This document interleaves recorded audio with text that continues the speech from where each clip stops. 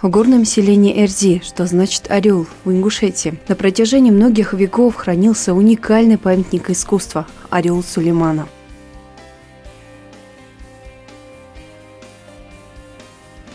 Фигура, изготовленная из бронзы, инкрустированная серебром и медью, передает четкую пластику орла, его грозный, грациозный вид. Высота статуэтки 38 сантиметров, внутри полая, вес 2,5 килограмма. На шее орла выгравирована надпись на арабском языке, в переводе на русский гласящая «Во имя Аллаха Всемилостливого, Всемилосердного».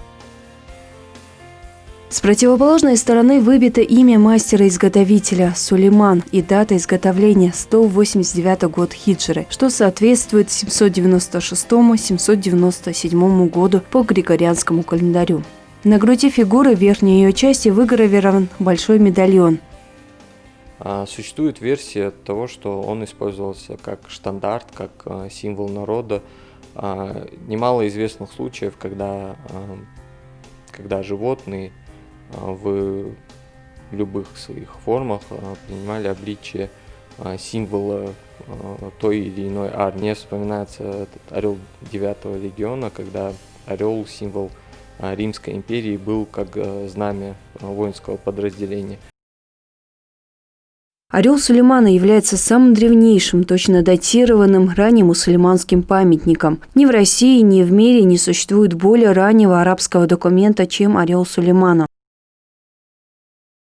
Бронзовый орел служил как штандартом, но также есть и версии того, как он использовался и водолеем, и как курильница.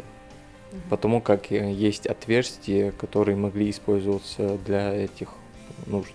Наверное, единственное, что достоверно известно нам, этот орел был найден в горной Ингушетии, а по существующей легенде он вместе с кистом в период первых крестовых походов переселился этот кист в горную Ингушетию.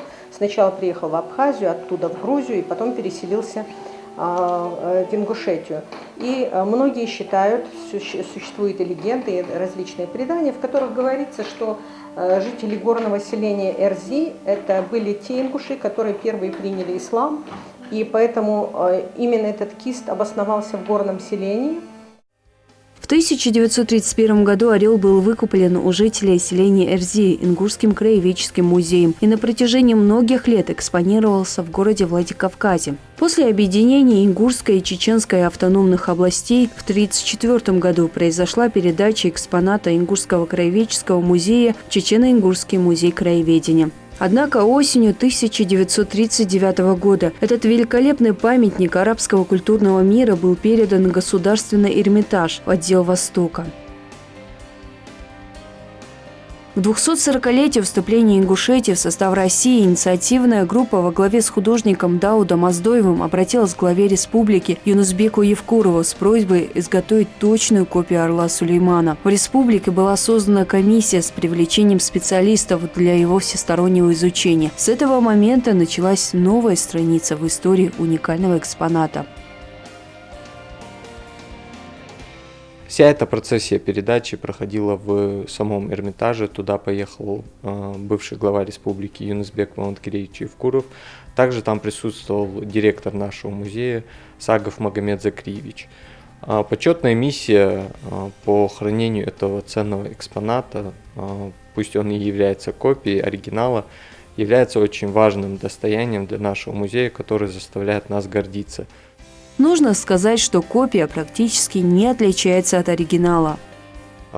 Отличительная черта копии является в том, что те отверстия, которые присутствуют на оригинале, их на копии нет. Поэтому мы не можем в полной мере показать достоинство как оригинала, так и копии. Поэтому вы можете увидеть то, что, несмотря на это довольно-таки хорошая копия, которая повторяет практически все отличительные черты оригинала. Надписи на арабском, форма, все углы соблюдены.